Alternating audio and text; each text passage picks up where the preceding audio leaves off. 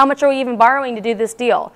So we have to look at all the different components and go, okay, what pieces of this do I need to borrow in order to essentially make this transaction go through?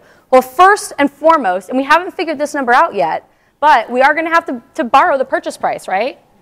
And I'm going to make the assumption for this calculation that we are going to attempt to do this with no money down or no money out of our pocket. Okay, so the assumption going in is that we are financing this 100% through private money or some other source, not out of our bank account. Okay? So what else besides the purchase price do we need to borrow?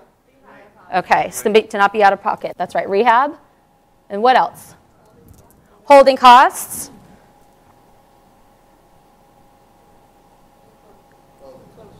Closing costs. Now what about the realtor fees?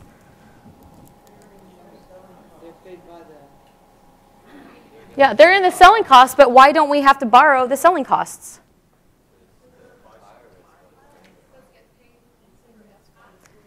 When you sell a property, the deductions come from the sale price to pay the realtor. The realtor only gets paid when you close, right? And the closing costs only come out. So you don't have to borrow that because whatever money that is coming in from the new buyer, those costs are going to get deducted from that. So you don't have to borrow that. What about your profit? Yeah, that comes at the end once you sell. Okay? Except with our new BRRRR strategy, that's a little bit different. But you don't have to borrow your profit because that's what you get paid at the end. The profit is what's left after everything else has been paid.